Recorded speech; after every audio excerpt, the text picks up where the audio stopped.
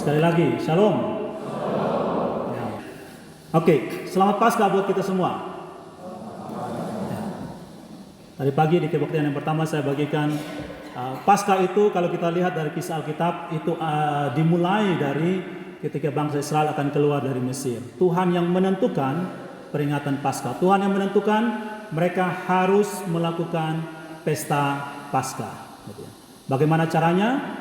Caranya adalah sebelum mereka meninggalkan Mesir, mereka harus melewati atau mengalami suatu peristiwa yaitu kematian anak-anak sulung. Ada potensi bahwa semua anak sulung di Mesir itu mati, termasuk anak-anak sulung dari orang Israel atau Yahudi.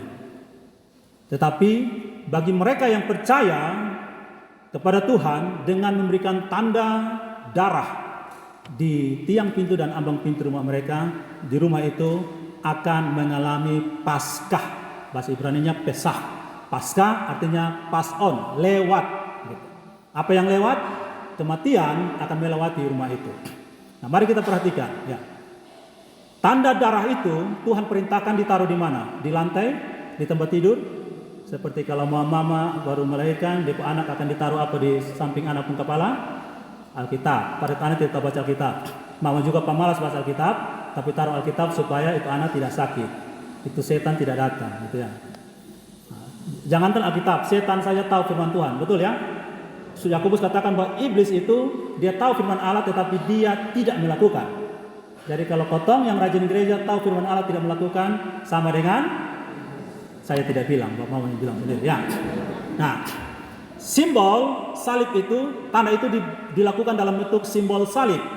Tiang pintu, betul ya? Tiang pintu yang ini kan? Tiang pintu dan ambang pintu. Bentuknya apa?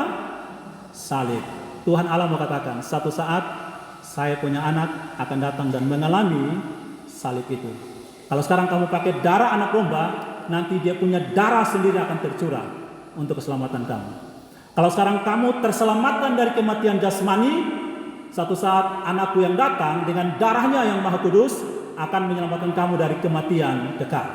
Bagi kamu yang percaya kepada dia, kamu akan mengalami Paskah itu. Yang menurut Yohanes 3:16, apa itu Paskah? Barang siapa yang percaya kepadanya tidak binasa, tetapi mengalami Paskah. Apa itu Paskah? Beroleh hidup yang kekal. Amin.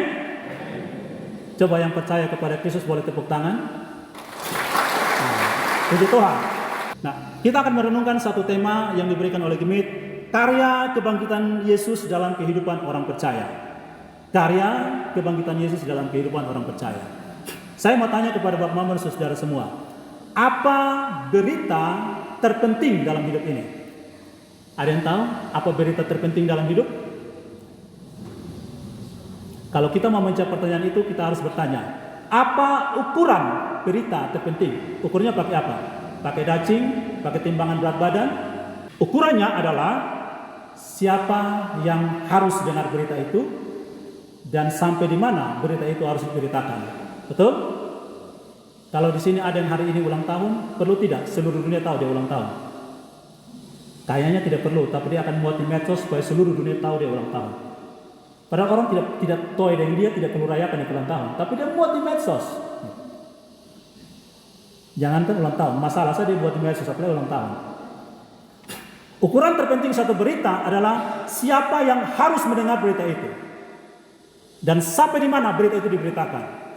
Dari Alkitab kita tahu berita terpenting dan sejarah membuktikan berita terpenting adalah Yesus bangkit dan jadikan semua bangsa muridku, kata Yesus. Matius 28 ayat 19-20 berkata bahwa pergilah jadikan semua bangsa muridku. Itu berita terpenting. Kebangkitan Yesus pertama kali diberitakan oleh para malaikat, tetapi kemudian berita itu dipercayakan kepada orang-orang percaya. Teruskan berita itu, kebangkitan Yesus. Bersyukur kita diberikan anugerah oleh Tuhan untuk ada di dalam berita itu. Nah, Bapak-Bapak dan saudara semua, kalau kita membaca Alkitab, boleh saya tahu angkat tangan siapa yang sudah baca Alkitab dari Kejadian sampai Wahyu selesai? Sudah ada? Ya, puji Tuhan, ada yang angkat tangan. Ya, puji Tuhan. Kalau ada yang belum baca Alkitab dari Kejadian sampai Wahyu selesai, saya mau sampaikan dari mimbar ini dalam nama Tuhan Yesus, baca minimal 1 kali sebelum mati. Sebelum kita mati minimal baca 1 kali selesai Kejadian 10 Wahyu. Karena apa? Itu berita terpenting. Karena firman itu yang akan memberikan hidup kekal kepada kita di dalam Kristus. Kalau kita melihat Alkitab dari Kejadian sampai Wahyu dan kita membagi, kira-kira anggaplah Kejadian sampai Wahyu Alkitab itu suatu cerita, suatu narasi, suatu kisah, maka kita bisa membagi dia dalam 4 atau 5 babak cerita. Kalau kita buat dia jadi satu film misalnya, satu cerita, satu novel misalnya, kita bisa bagi dia dalam 4 sampai 5 babak. Babak yang pertama adalah babak penciptaan. Babak penciptaan sudah terjadi atau belum? Sudah. Dan kita tidak ada di sana. Betul ya? Yang kedua, setelah babak penciptaan, babak kejatuhan manusia dalam dosa. Betul? Dalam Kejadian 3 masuk cerita yang tragis, manusia jatuh dalam dosa. Setelah manusia jatuh dalam dosa, setelah babak yang kedua, babak yang ketiga adalah peristiwa penebusan. Yesus datang menebus mereka yang jatuh dalam dosa. Itu babak yang ketiga. Babak yang keempat adalah proses pengudusan setiap hari. Mereka yang sudah ditebus, dikuduskan setiap hari. Bertobat dan bertobat dan bertobat setiap hari. Makanya Yesus punya pesan tadi kepada murid-murid, berita tentang pertobatan dan pengampunan dosa harus diberitakan supaya manusia dikuduskan setiap hari. Dan babak yang kelima adalah babak kepenuhan, babak kemuliaan, di mana Yesus datang dan bersama-sama dengan jemaatnya hidup kekal selama-lamanya. Nah, sekarang saya tanya, kita ada di babak yang kemana? Ada di babak berapa? 1, 2, atau 3? Kita ada di mana? Di babak keempat. Babak 1, 2, 3 sudah selesai, sudah terjadi. Babak 4 sementara terjadi, babak yang kelima kita sedang menanti. Bersyukur puji Tuhan, kita ada di dalam narasinya Tuhan. Kita ada dalam ceritanya Tuhan. Jadi jangan sembarang bermain cerita. Kalau Bapak ini seorang sutradara, diminta melakukan satu cerita, lalu bermain sembarang di situ, apa yang dilakukan? Sutradara akan tendang buang keluar dari situ. Ada yang mau dapat tendang keluar? Atau mau terus memainkan cerita itu menurut ceritanya Tuhan? Bersyukur Tuhan membawa kita ada di dalam ceritanya. Setiap kita punya sejarah, punya cerita yang Tuhan sudah tuliskan. Menurut Mazmur 139, di dalam kitabmu tertulis hari-hari yang akan terjadi sebelum satu pun terjadi. Engkau membentuk aku begitu rupa, aku bersyukur kepadamu karena kejadianku dahsyat dan ajaib. Kata Mazmur 139 ayat 14. Dan di dalam kitabmu tertulis hari-hari yang akan aku lalui. Jangan pernah tangisi keadaanmu. Jangan pernah tangisi dirimu. Kenapa saya pendek? Kenapa saya kurus? Kenapa saya keriting? Kenapa saya pesek? Tuhan menjadikan itu untuk kemuliaannya, bukan untuk kemuliaanmu. Di dalam kemuliaannya kamu mulia. Kita sama sekali tidak berharga, kita orang mati. Tetapi Yesus bangkitkan kita. Kita yang tidak berharga ini di tangan Tuhan dijadikannya berharga. Bersyukur apapun keadaanmu. Ketika kamu menyesali dirimu, kenapa saya pendek, kurus, hitam, pesek, kamu akan sama dengan kamu katakan, Tuhan, Engkau tidak tahu menjadikan diri saya berharga seperti apa. Dan sama dengan engkau menantang Tuhan. Siapa di sini yang bisa menantang Tuhan? Siapa yang berani katakan, Tuhan engkau salah, engkau tidak tahu cara memelihara saya? Bersyukur. Kalau sekarang saya tanya Bapak Mama semua, kalau dengan pesekmu ada orang yang bertobat dan terima Kristus, kamu mau pesek atau mancung? Kalau dengan pendek, hitam dan keritingmu, lalu orang yang tinggi, putih dan rambut lurus bilang, itu yang keriting, pesek, hitam, saya rajin beribadah. Saya saja begini, tidak. Orang puji-puji saya di luar, tapi saya malas gereja. Lalu dia bertobat. Apakah kamu mau jadi putih, tinggi dan lurus? Hidupmu tidak jadi berkat bagi orang. Fokus hidup kita adalah hidup saya jadi berkat bagi kemuliaan Tuhan. Bukan cerita hidup ini bukan tentang saya, bukan tentang beta. Hidupku tentang Yesus Kristus. Karena aku diselamatkan karena anugerahnya. Banyak orang Kristen yang bertanya, apakah wajar kalau orang Kristen itu lemah dan takut? Wajar atau tidak? Di dalam hidup yang penuh dosa dan kejahatan ini, menjadi lemah dan takut itu hal yang wajar. Kenapa? Karena kita tidak bisa mengendalikan kehidupan ini. Mungkin hanya 90% dalam hidup kita yang Tuhan, 90% dalam hidup ini di luar kendali kita. Hanya mungkin 10% di dalam hidup kita yang ada dalam kendali kita. Yang ada dalam kendalimu, lakukanlah. Yang di luar kendalimu, serahkan pada Tuhan. Saya kasih contoh. Pulang dari gereja sini, Bapak Mama tidak bisa bilang kepada semua orang di Timur Tengah Selatan, semua orang di Indonesia, semua orang di dunia, jangan coba-coba omong jelek tentang saya. Bisa atau tidak? Tidak bisa. Mulut-mulut mereka sendiri, suka-suka mereka sendiri. Kita tidak bisa melarang. Kalau kita mau beli semua selotip lakban di dunia ini dan tutup semua mulut, kita tidak punya uang yang cukup dan tidak bisa. Itu namanya konyol. Silakan orang ngomong apapun tentang kita, tetapi yang ada dalam kendali kita apa? Yesus katakan, yang dalam kendalimu adalah ampunilah mereka yang bersalah kepadamu. Kasihilah mereka yang membencimu. Itu ada dalam kendali kita. Lakukan bagian kita. Sekarang apa yang ada dalam kendali kita? Sayangnya banyak kita bikin sibuk diri dengan apa yang di luar kendali kita. Bikin capek diri, bikin sakit diri dengan apa yang ada di luar kendali kita. Telinga kita dua tidak bisa kita tutup untuk mendengar suara apapun. Tapi ingat, telinga kita dua, hati kita hanya satu. Karena itu seleksilah apa yang mau kau simpan dalam hatimu. Amin.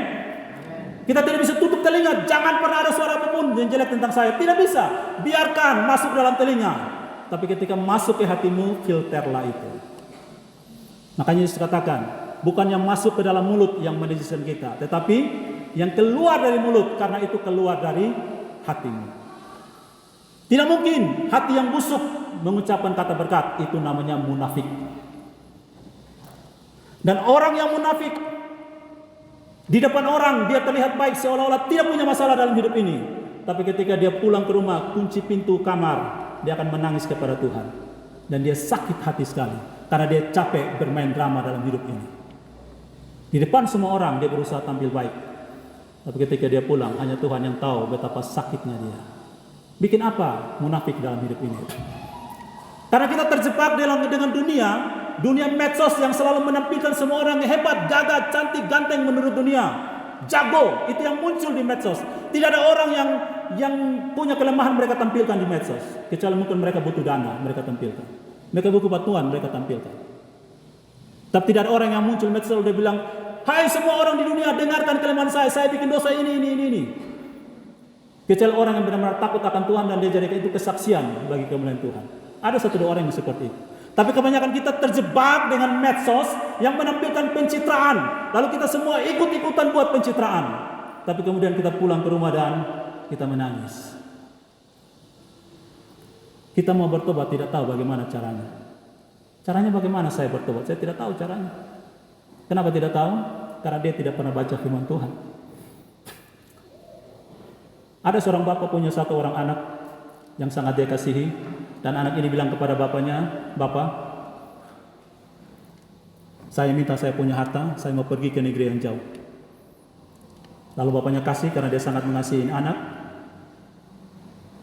Ini anak pergi ke negeri yang jauh, hidup berfoya-foya, punya banyak teman, punya banyak saudara.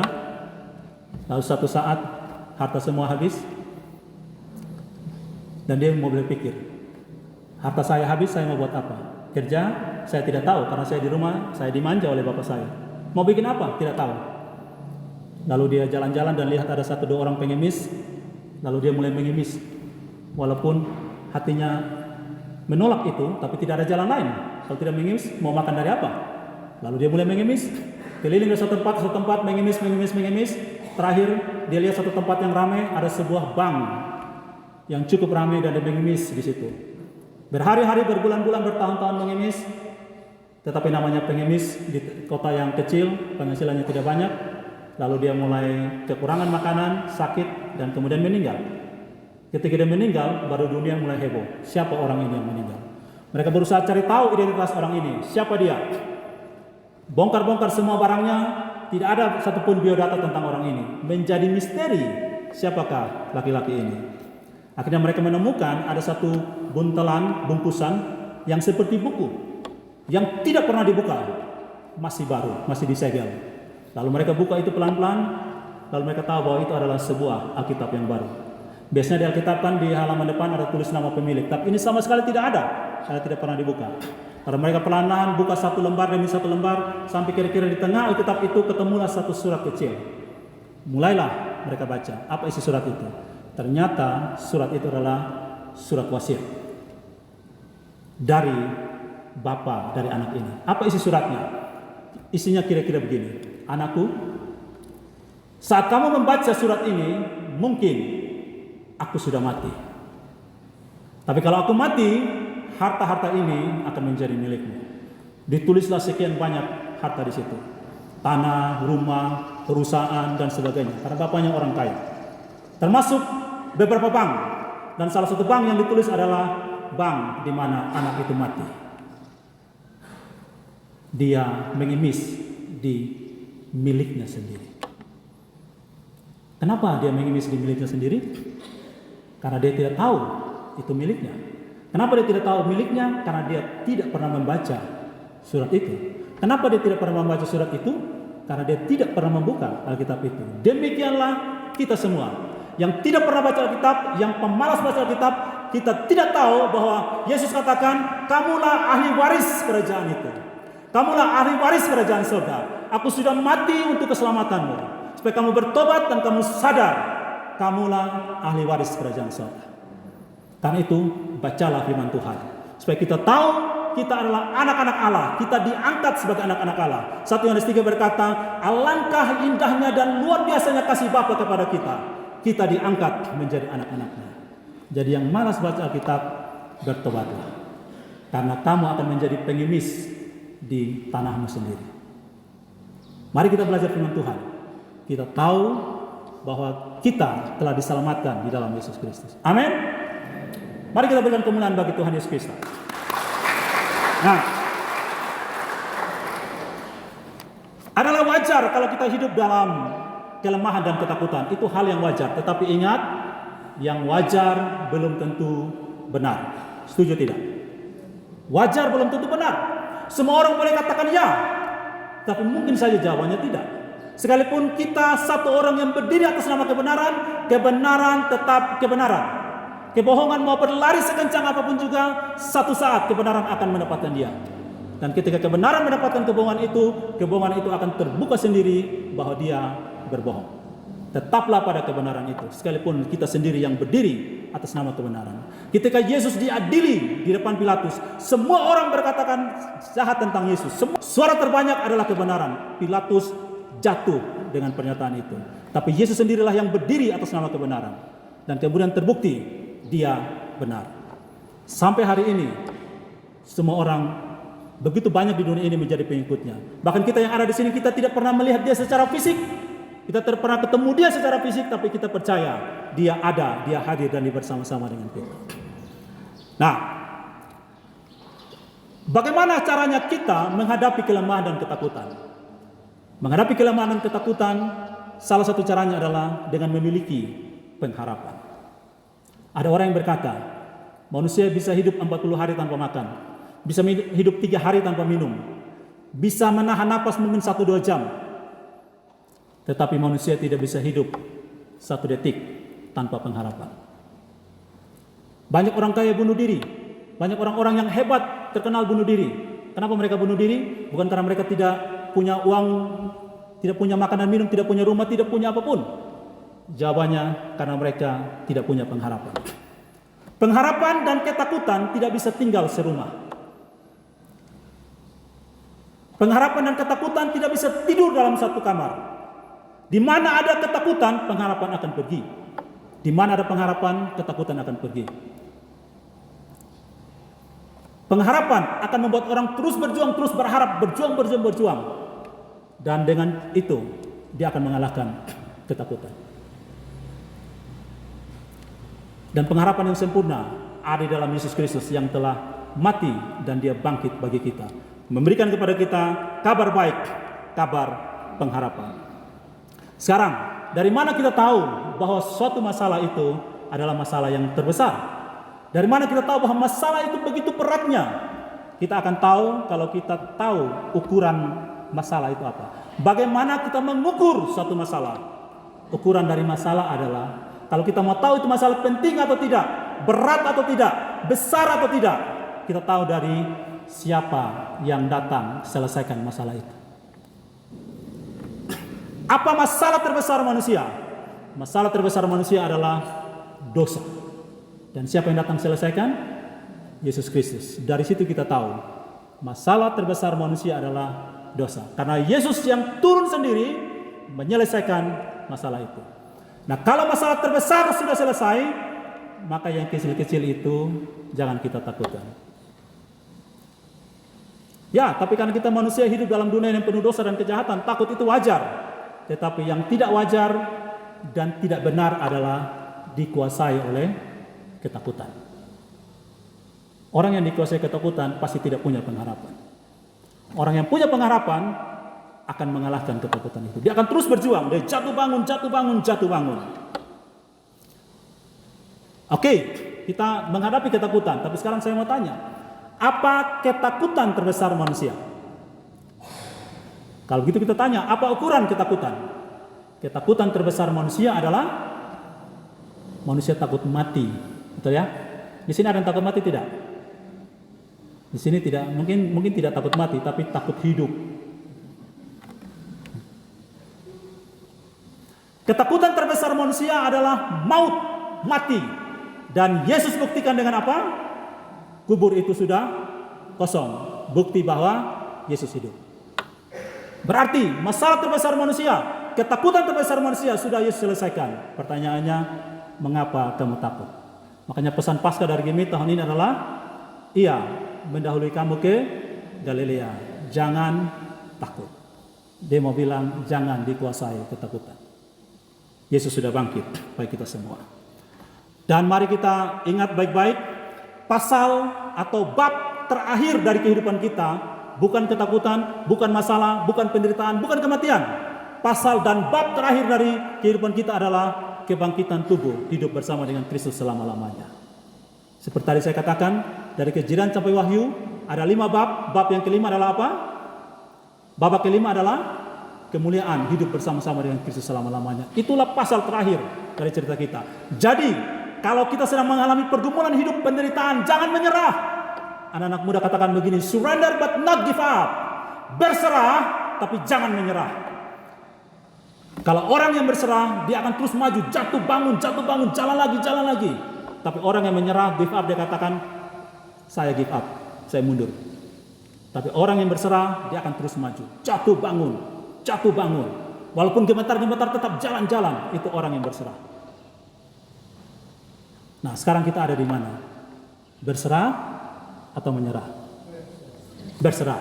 Dari cerita kita, bacaan yang kita baca tadi, murid-murid itu mereka tetap berserah walaupun mereka tidak tahu dan tidak mengerti. Mereka tetap berharap suatu saat akan bertemu dengan Kristus Tuhannya. Mengapa setelah bangkit Yesus tidak langsung naik ke surga? Tapi dia 40 hari bersama-sama dengan murid-muridnya. Kenapa? Waktu kebangkitan hari pertama, Paskah pertama, Maria Magdalena bertemu dengan Yesus, dan setelah dia tahu itu Yesus, ketika Yesus memanggil namanya Maria, apa yang Maria lakukan? Dia mau memeluk Yesus, tapi apa kata Yesus?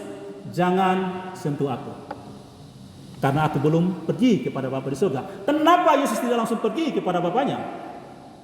Dia masih 40 hari bersama murid-muridnya. Karena dia mau memberikan pelajaran terakhir bagi murid-muridnya selagi dia masih ketemu dengan mereka secara fisik, sebelum dia naik ke surga dan rohnya menyertai mereka. 40 hari dia perlu kuatkan murid-muridnya bahwa dia bangkit secara fisik. Dia sudah bangkit, dan bukan hantunya, bukan rohnya yang ada dengan mereka, tetapi fisiknya bersama-sama dengan mereka. Untuk menunjukkan, membuktikan bahwa dia bangkit. Ini pesan bagi kita semua bahwa persekutuan kita dengan Tuhan Allah bukan hanya persekutuan roh atau jiwa, tapi persekutuan tubuh juga. Makanya Roma 12 ayat 1 berkata apa? Persembahkanlah tubuhmu sebagai persembahan yang kudus dan berkenan kepada Allah. Itu adalah ibadahmu yang sejati. Menurut 1 Korintus dikatakan, kamu sudah diselamatkan, kamu sudah dibayar lunas hutang dosamu. Karena itu muliakanlah Allah dengan tubuhmu. Dan karena itu kita percaya satu saat ketika Yesus datang kembali, kita akan bersekutu dengan dia, bukan hanya roh, tapi tubuh kita pun bersekutu dengan dia. Dari mana kita tahu? Buktinya ketika Yesus bangkit. Murid-murid tahu tidak bahwa itu adalah Yesus? Murid-murid tahu tidak bahwa itu Yesus? Mereka tahu itu Yesus. Mereka bisa kenal dia, bahwa itu Yesus yang bangkit. Walaupun mereka bingung, mereka masih pikir ini hantu atau bukan. Satu saat ketika kita mengalami kebangkitan tubuh, tubuh kita pun seperti ini akan bersekutu bersama-sama dengan Tuhan. Tetapi kalau tubuh, sebelum kita lihat dari tubuh Yesus, sebelum dia mengalami kematian, dia masih terbatas oleh hukum alam. Dia ada di sini, dia tidak ada di sana. Walaupun rohnya bisa. Tetapi setelah dia mengalami kebangkitan, tubuhnya tidak terikat oleh hukum alam. Semua pintu terkunci, dia bisa muncul. Di Emmaus, ketika dia makan dengan murid-muridnya, tiba-tiba mereka kenal itu Yesus, dia hilang dari situ. Jadi tubuh kebangkitan, nanti Tuhan anugerahkan kepada kita di waktu dia datang kembali, adalah tubuh yang tidak terikat oleh hukum alam. Dan kita merindukan saat itu bersama-sama dengan Tuhan. Kita mengalami persekutuan dengan dia di dalam roh, jiwa, dan tubuh bersama-sama dengan dia. Itu kerinduan kita. Tapi masalahnya, seringkali kita lihat di gereja, ataupun kita lihat lagu-lagu rohani zaman sekarang, sedikit sekali yang menyanyikan bagi kita lagu-lagu yang merindukan persekutuan bersama-sama dengan Tuhan. Saya sangat yakin anak-anak muda sekarang ini, mungkin yang umur 20-an ke bawah, tidak tahu lagu ini. Karena saya sudah tanya di beberapa tempat, mereka tidak tahu. Tapi saya yakin bapak mama mungkin saudara yang umur 40-an ke atas, atau bapak mama, oma, opa pasti tahu lagu ini. Apalagi yang sering di persekutuan doa. Kapan Yesus kembali? Kapan Yesus kembali ke dalam dunia ini? Sungguh tak lama lagi. Betapa senang hatiku kalau sudah bertemu. Hatiku sangat rindu pada Yesus Tuhanku. Lagu-lagu sekarang hanya pikirkan bagaimana kita hidup di dunia, mujizat terjadi, kita sakit, sehat, miskin, kaya, sehingga kita terlalu mencintai dunia ini. Hati-hati, kalau kita terlalu mencintai dunia ini, mungkin kita tidak mencintai Tuhan. Karena cinta kita harusnya hanya satu. Amin. Ada seorang bapak punya 2 anak, laki-laki. Jahatnya luar biasa. Bapak ini berdoa setiap hari supaya 2 anak ini bertobat. Berdoa, tidak juga bertobat-tobat. Sampai satu saat kakaknya yang sulung bertobat. Tapi adiknya belum juga bertobat. Bapak ini kemudian sakit dan dia tahu bahwa dia akan segera meninggal. Lalu dia panggil 2 anaknya, dia kasih pesan-pesan terakhir, dan dia bilang kepada anaknya yang pertama, Bapak akan segera pergi sampai kita bertemu lagi. Lalu dia bilang kepada anaknya yang kedua, Bapak akan segera pergi, semoga kita bertemu kembali. Lalu anaknya protes, kenapa di kakak Bapak bilang sampai kita bertemu? Berarti Bapak akan bertemu dengan dia. Tapi kenapa Bapak bilang semoga kita bertemu? Berarti Bapak tidak mengasihi saya, Bapak benci saya. Lalu bapaknya bilang, tidak anak, Bapak sangat mengasihi kamu. Setiap hari Bapak berdoa untuk kamu. Tetapi kakakmu sudah menerima Kristus dan bertobat, tapi kamu belum. Bapak tidak tahu apakah kita akan bertemu lagi atau tidak. Tapi Bapak yakin suatu saat Bapak dengan kakakmu yang sulung, kita akan bertemu lagi. Orang yang dalam Kristus punya kepastian keselamatan karena Yesus sudah bangkit dan dia mencari miliknya untuk kembali bertemu dengan dia bersama-sama. Yesus katakan di dalam perjamuan malam terakhir, dia bilang, hari ini hari terakhir saya dengan kamu makan malam bersama, sampai kita akan makan malam bersama lagi di kerajaanku, sampai kita bertemu kembali. Nah, apakah kita sungguh-sungguh yakin itu? Ataukah kita masih bilang, semoga kita bertemu lagi? Kiranya kita sungguh-sungguh katakan kepada saudara kita, sampai kita bertemu lagi. Coba bilang kepada di kiri kanan dengan sepenuh hati, sampai kita bertemu di rumah untuk makan siang, atau bertemu dalam kerajaan sorga. Mari kita katakan dengan iman, kita akan ketemu dalam kerajaan sorga. Tapi yang di sebelah bilang, beta belum bertobat, masih muda nih, belum menikah nih, belum ada kerjaan nih, ketemu melayani Tuhan bagaimana? Gitu ya. Nah, Yesus Tuhan di dalam bacaan kita itu, dia sebentar lagi akan naik ke surga. Kalau kita baca setelah ayat 49 di dalam bacaan kita Lukas 24, ayat 50 dan seterusnya, di situ Yesus naik ke surga. terangkat ke surga. Sebelum dia naik ke surga, dia sudah secara para teolog katakan 3,5 tahun dia hidup di dunia. 3,5 tahun itu dia mendidik, mengajar murid-muridnya, ratusan murid, dan secara khusus 12 orang murid yang disebut rasul. Dia didik secara khusus, tetapi pelajarannya belum komplit. Mereka belum komplit. Karena Yesus mendidik saat itu selama 3,5 tahun, mendidik sebagai Yesus yang hadir secara fisik dengan mereka. Tapi setelah ini Yesus akan naik ke surga, dan secara fisik mereka tidak ketemu dengan dia. Sehingga Yesus sediakan 40 hari untuk mendidik mereka akan bersekutu dengan Yesus secara roh. Yesus sebelum dia naik ke surga, dia menyiapkan murid-muridnya untuk itu. Karena itu selama 40 hari dia menampakkan diri secara fisik. Tapi kita perhatikan bagaimana cara Yesus menampakkan diri. Sebelum ayat 36 yang kita baca, ada cerita Kleopas dan temannya berjalan ke Emmaus. Betul ya? Mereka berjalan ke Emmaus, di tengah jalan mereka sedang bicara tentang sesuatu yang sangat viral saat itu. Mungkin mereka korban FOMO. Anak-anak muda remaja tahu istilah FOMO. Apa itu FOMO?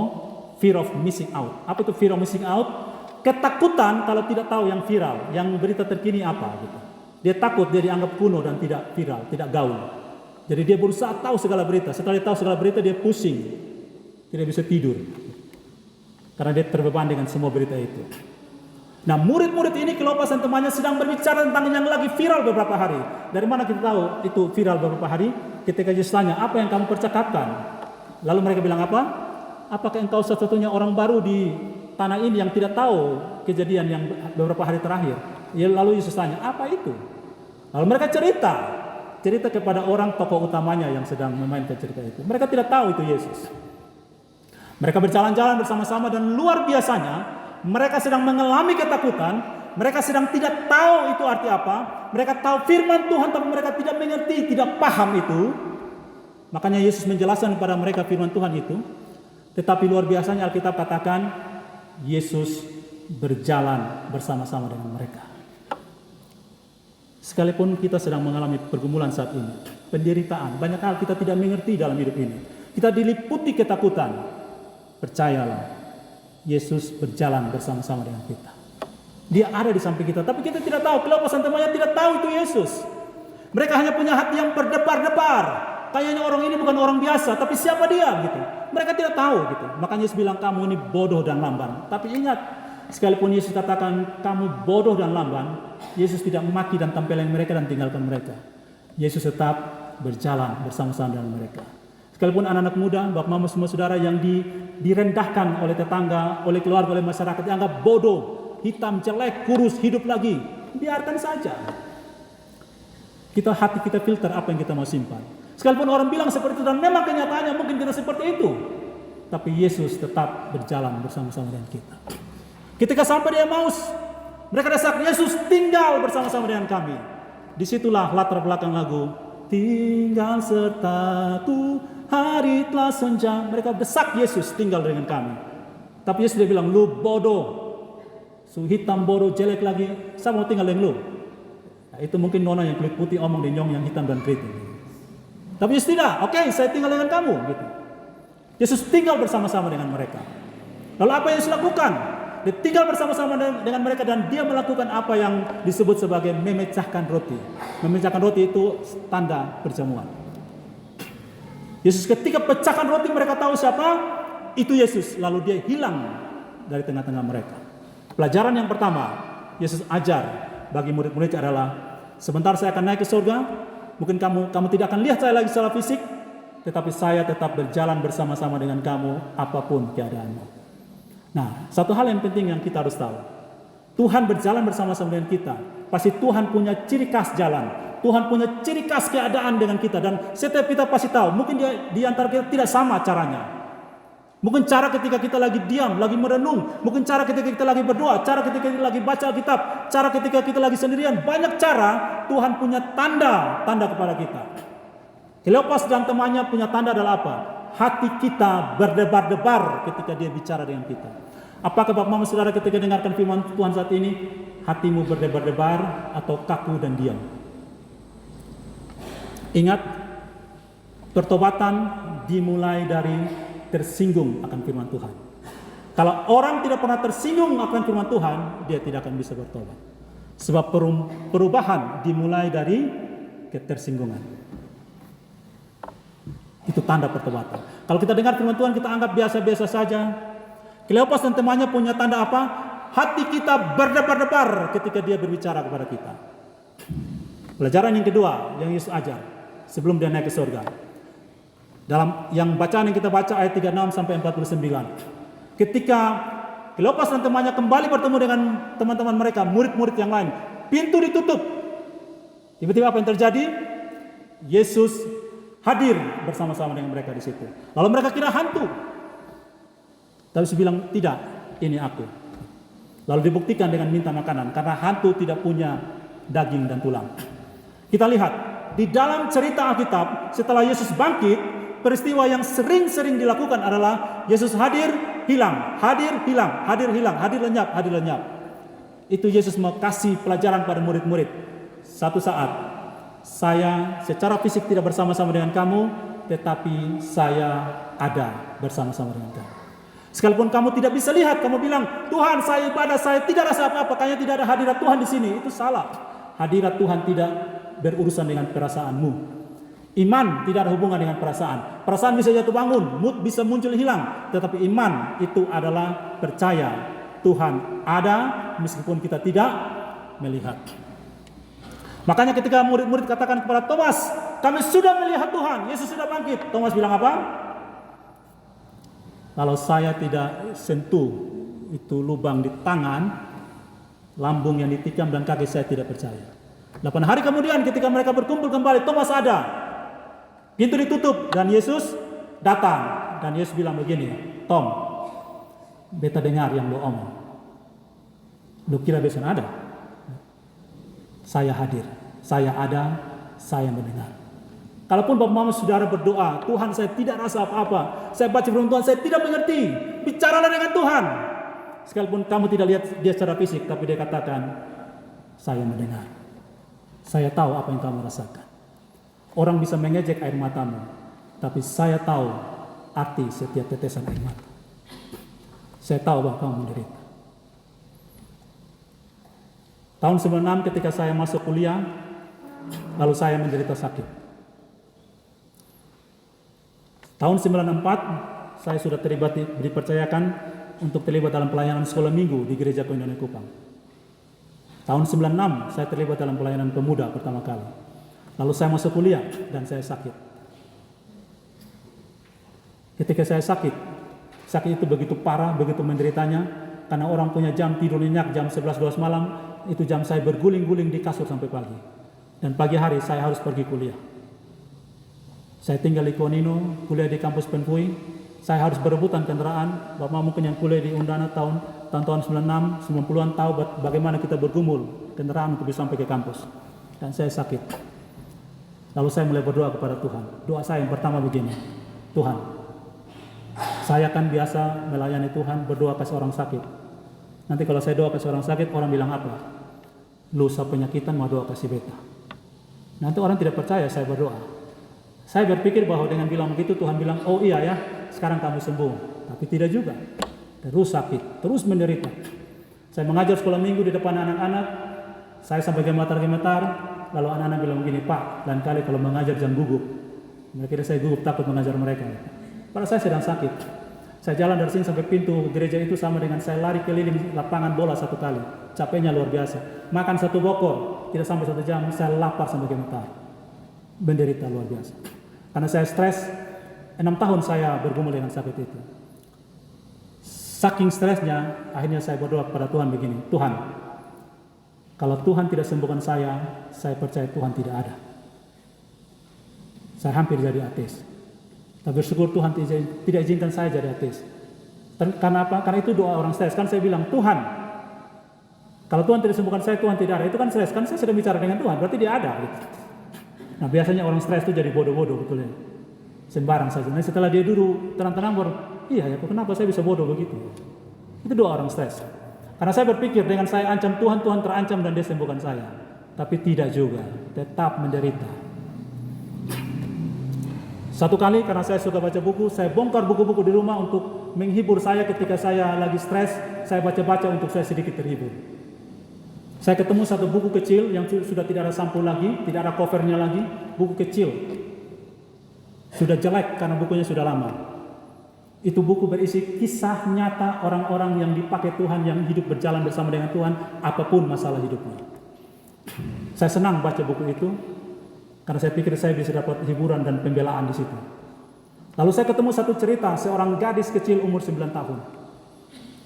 Dalam sebuah kebaktian kira-kira seperti ini, dia berikan kesaksian. Dia katakan begini, hari ini saya mau katakan Tuhan itu baik, meskipun saya masih duduk di kursi roda.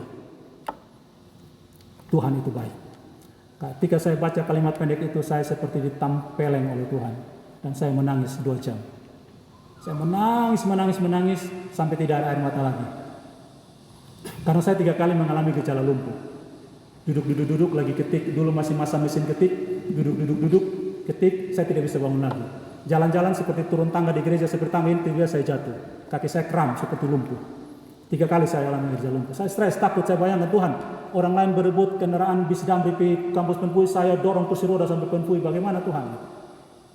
Saya takut lumpuh. Saya baca kalimat itu, Tuhan itu baik meskipun saat ini saya duduk di kursi roda. Saya menangis.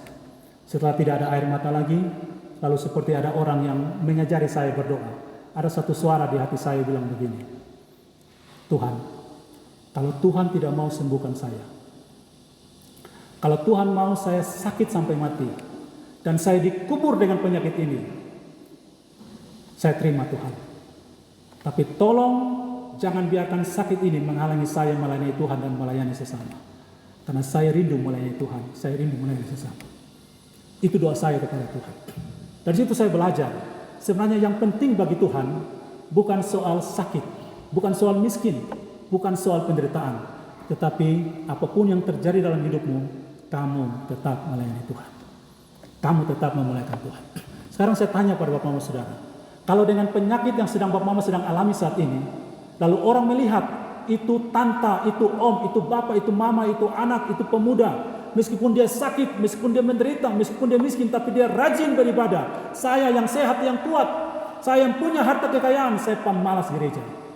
Bapak mau jadi kaya, kamu tetap miskin. Mau sakit, kamu sembuh. Kalau kita memikir sembuh, sehat, kaya, itu urusan kita. Tapi sesungguhnya Tuhan sudah membeli kita, harganya lunas terbayar. Kita milik Dia, hidup kita untuk kemuliaan Tuhan. Cerita hidup ini bukan tentang kita, tetapi tentang Tuhan. Kalau tetap sakit dan kamu memuliakan Tuhan, bisa jadi Tuhan akan biarkan kamu sakit. Dengan menjadi kaya dan sehat, kamu akan memuliakan Tuhan, jadi berkat bagi banyak orang, tidak korupsi, tidak egois. Bisa jadi Tuhan akan terus berkati kamu. Karena hidup kita, cerita kita tentang Tuhan, bukan tentang kita. Jadi 2 hal yang Yesus ajarkan kepada murid-muridnya. Sekalipun dia satu saat tidak hadir secara fisik, sampai nanti mereka akan melihat dia muka dengan muka, Yesus sudah ajar mereka, apapun keadaanmu, Yesus akan berjalan bersama-sama dengan mereka. Saya tutup dengan 2 cerita ini sebelum kita menyelesaikan renungan kita. Tadi dalam nas pembimbing kita baca dalam Lukas 24 ayat 47. Berita tentang pertobatan dan pengampunan dosa harus diberitakan. Dan murid-murid itu adalah saksinya. Apa arti saksi? Saksi artinya tahu dan alami. Kalau orang tidak tahu dan orang tidak alami, namanya apa? Saksi dusta. Dan hukum Tuhan dikatakan jangan bersaksi dusta terhadap sesama. Kita menjadi saksi Kristus artinya kita tahu dan kita alami. Murid-murid sudah tahu dan alami, maka mereka harus menjadi saksi itu. Beritakan tentang pertobatan, beritakan tentang pengampunan dosa di dalam Kristus. Sekarang saya mau sampaikan apa itu pertobatan. Alkitab mengatakan pertobatan itu dari kata metanoia, artinya ubah cara berpikir. Pertobatan dimulai dari cara berpikir yang berubah. Roma 12 ayat 2 berkata, jangan kamu menjadi serupa dengan dunia ini, tetapi berubahlah oleh pembaruan akal budimu. Alkitab Indonesia dikatakan budimu, tapi sebenarnya akal budimu. Cara berpikir mesti berubah. Sekarang saya tanya, dari mana orang punya cara berpikir berubah? Orang punya cara berpikir berubah kalau dia tahu sesuatu. Makanya kita harus belajar firman Tuhan, tahu kebenaran supaya pikiran kita berubah. Tadi pagi di kebaktian pertama saya cerita, ada satu anak muda, pemadat berat, perokok berat. Lalu 1 bulan dia tidak merokok. Lalu pendeta lihat, ini anak muda 1 bulan tidak merokok, ini pendeta ingin tahu, kenapa kamu tidak merokok? Lalu pendeta bilang, puji Tuhan kamu sudah berhenti merokok. Tapi Pak Pendeta mau tanya, kenapa kamu tidak merokok? Lalu anak muda bilang begini, iya Pak Pendeta, saya sudah 1 bulan tidak merokok. Wah puji Tuhan, luar biasa, kamu sudah bertobat. Tidak Pak Pendeta, saya tidak merokok karena tidak punya uang beli rokok. Dan tidak ada orang yang kasih saya rokok, maka saya tidak, karena saya mencuri, saya takut. Mencurikan dosa Pak Pendeta. Ya saya tidak merokok karena tidak ada uang beli rokok dan tidak ada orang yang kasih. Itu bukan bertobat. Bertobat bukan sekedar soal perbuatan, bertobat karena cara berpikir yang berubah yang mendorong kita untuk berbuat sesuatu. Itu namanya pertobatan. Pertobatan artinya kita sadar, kita tahu kita sudah jalan salah lalu kita berbalik. Itu namanya pertobatan. Jadi bukan soal perbuatan berubah, tapi perbuatan yang harus dipengaruhi oleh cara berpikir yang berubah. Yang kedua, tentang pengampunan. Kalau sekarang saya tanya Bapak Mama Saudara yang hadir di sini. Kalau sekarang ini Bapak Mama punya hutang. Hutangnya itu banyak sekali, terlalu amat sangat banyak. Dan Bapak Mama mau kerja sampai kapanpun, sampai mati pun bekerja. Dan selama hidup 1 kali 24 jam sehari kerja terus sampai mati, hutang itu tidak bisa dibayar karena terlalu banyak. Saya tanya sekarang, bagaimana cara Bapak dan Mama membayar, melunasi hutang itu? Bagaimana caranya? Saya yakin Bapak Mama mau pikir sampai besok pun tetap akan jawab doa. Tidak tahu Pak, karena memang tidak ada jawabannya. Tapi Alkitab ajar kita, ada jawabannya.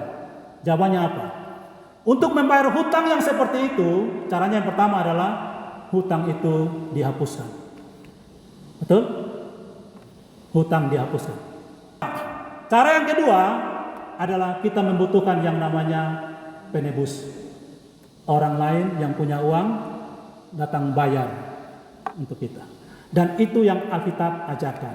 Yesus mati bagi kita, dikatakan surat hutangmu sudah dipakukan di kayu salib. Hutangmu dihapuskan. Dan Alkitab katakan Yesus menebus kita. Dalam tradisi Yahudi, mereka punya tradisi penebusan. Kita tahu misalnya dalam cerita Naomi. Ketika Naomi dan Elkanah suaminya pergi dari Bethlehem ke Moab. Mereka menjual mereka punya tanah. Ketika mereka kembali, mereka tidak punya tanah lagi. Lalu Naomi mencari-cari, ada penebus tidak yang mau tebus tanah mereka. Ketemulah dengan Boas, saudara mereka yang tebus itu tanah, lalu mendapatkan Rut. Maka Boas menikah dengan Rut, lahir Isai, Isai melahirkan Daud. Mereka kenal yang namanya sistem penebusan. Dan itu sebenarnya ajaran Alkitab bahwa akan ada seseorang juru selamat menebus kamu. Hutangmu dibayar. Dalam tradisi Alkitab, tradisi Yahudi, dosa itu sama dengan hutang. Di dalam bahasa aslinya, dalam doa Bapa kami, kalau bahasa Indonesia doa Bapa kami dibilang begini, dan ampunilah kami akan kesalahan kami. Tapi aslinya itu terjemahannya bukan sekedar kesalahan. Artinya dia bilang begini, dan ampunilah kami atas hutang kami, seperti kami mengampuni orang yang berhutang kepada kami. Kalau Bapak Saudara yang tahu dalam bahasa Inggris doa Bapa kami, dia katakan, and forgive us our debts. Kita tahu debt collector. Betul ya? Yang pernah ketemu pasti tahu. Yang sering datang di rumah pasti tahu ada debt collector. As we have forgiven our debtors, seperti kami sudah mengampuni mereka yang berhutang kepada kami. Hutang yang jenis seperti tadi yang saya tanya itu hanya bisa dibayar oleh Tuhan. Dosa kita kepada Tuhan itu seperti sebuah hutang. Kita butuh orang yang kepada dia kita berhutang. Dia katakan, saya hapuskan hutangmu. Kita butuh Yesus yang kaya raya itu, yang punya segala-galanya, mengampuni dosa kita.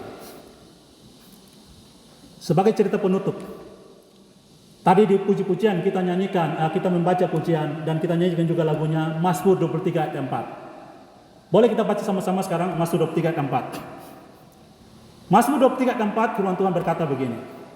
Sekalipun aku berjalan dalam lembah kekelaman, aku tidak takut bahaya, sebab engkau besertaku. Gadamu dan tongkatmu, itulah yang menghibur aku. Terjemahan Indonesia dari Lembaga Alkitab Indonesia berkata, lembah kekelaman. Dalam beberapa teks bahasa Inggris, dan memang itu dalam konteks di daerah-daerah penggembalaan di Yahudi di Israel, ada yang mereka sebut lembah kekelaman itu shadow of death, lembah bayang-bayang maut. Apa arti bayang-bayang maut? Kita seringkali dalam hidup kita coba kita lihat, bayangan dengan tubuh kita mana yang lebih besar? Bayangan lebih besar dari tubuh kita. Kita seperti melihat raksasa dari kita. Masalah hidup kita, penderitaan hidup kita itu seperti bayang-bayang. Kalau kita terlalu fokus kepada bayang-bayang itu, kita katakan masalah terlalu besar, tidak bisa kita selesaikan. Tapi Bapak Mama Saudara harus sadar, apapun dan sampai kapanpun, bayangan tidak pernah menyakiti kita. Betul? Amin? Masalah itu tidak akan pernah bisa menghancurkan kita. Masalah tidak akan pernah bisa menghancurkan kita, apapun masalah itu. Masalah hanya membuktikan seperti apa iman kita dan kepada siapa kita beriman. Tapi Tuhan sudah kalahkan setan itu, jangan takut. Yang kedua, kalau ada bayang-bayang, sekarang saya tanya, bagaimana timbulnya bayang-bayang? Bagaimana caranya untuk bayangan itu ada? Cara untuk menghasilkan bayangan adalah berikan cahaya. Sekecil apapun cahaya itu akan menghasilkan bayangan. Tuhan mengatakan begini, masalah itu seperti bayang-bayang bagi kamu. Dia tidak pernah menghancurkan kamu. Tapi kalau kamu menghadapi masalah, ingat, saya menyertai kamu. Di cahaya itu saya ada. Ada anak-anak muda yang pergi berkemah. Mereka pergi ke satu tempat yang baru untuk berkemah.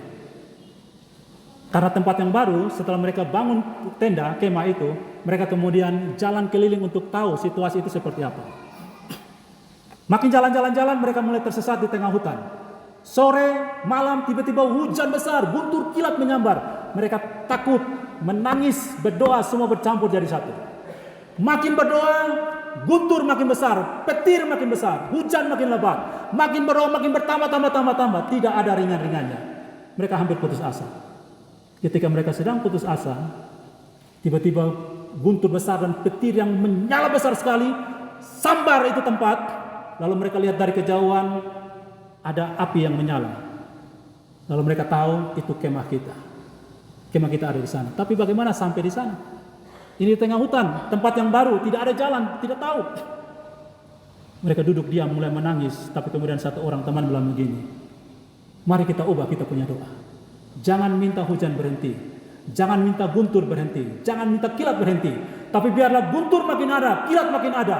Karena itu adalah tuntunan kita sampai di kemah kita. Bapak mengerti maksudnya? Kalau masalah penderitaan berhenti dalam hidupmu, kamu mungkin tidak ketemu Tuhan. Masalah dan penderitaan membuat kamu berharap kepada Tuhan, terus bergelora dalam imanmu, bernyala-nyala dalam melayani Tuhan. Karena itu cara Tuhan menuntun kamu sampai kepada Dia. Kematian satu-satunya jalan untuk kita masuk dalam kerjaan surga. Mungkin ada di antara kita yang tidak mati, firman Tuhan juga katakan begitu. Tetapi itu salah satu jalan kita bertemu dengan Yesus. Penderitaan satu-satunya cara kita untuk berharap bersama dengan Tuhan. Bapak Saudara ingat, ini hal terakhir sebelum saya tutup khotbah ini.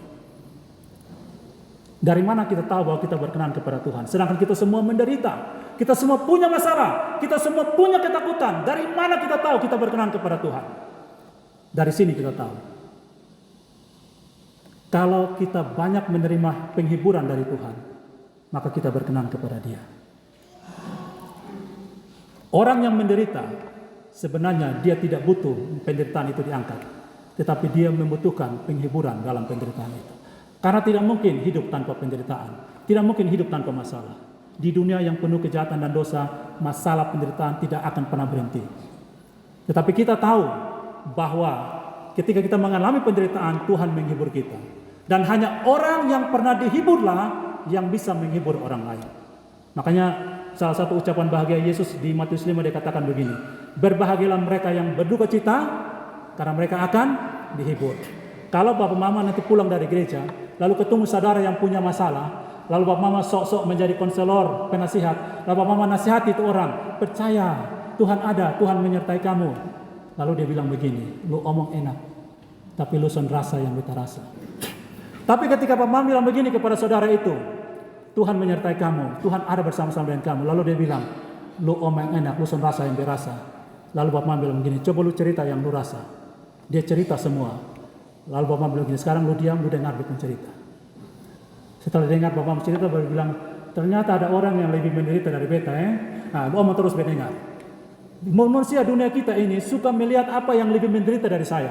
Karena itu kalau Bapak Mama menolak penderitaan, menolak masalah, kamu tidak akan pernah bisa dipakai Tuhan untuk menghibur orang lain. Orang yang menghadapi penderitaan, masalah berjalan bersama dengan Tuhan, mereka yang dipakai Tuhan untuk menghibur orang lain. Karena cerita mereka itu kisah nyata, ini bukan teori, ini bukan omong kosong. Ini kisah nyata, saya alami, saya berjalan bersama dengan Tuhan. Makanya Sadrak, Mesak, Abednego bilang kepada Nebukadnezar yang menantang mereka, kalau kamu tidak menyembah patung ini, kamu dilemparkan ke dalam api yang bernyala-nyala. Apa jawab Sadrak, Mesak, dan Abednego? Mereka bilang begini, kalau Allah yang kami sembah mau selamatkan kami, dia akan selamatkan kami sekarang. Tapi kalau dia tidak mau menyelamatkan kami sekarang, kami tetap tidak menyembah patung itu. Iman itu bukan soal keadaan yang berubah. Iman adalah soal tetap percaya meskipun keadaan tidak berubah. Amin. Iman bukan soal saya sakit berdoa dan sembuh, miskin berdoa dan kaya, bukan. Itu bukan iman. Itu maunya enak sendiri, itu lu mau sendiri. Iman adalah saya tetap percaya kepada Tuhan meskipun keadaan saya tidak berubah. Saya terus berjalan bersama dengan Dia.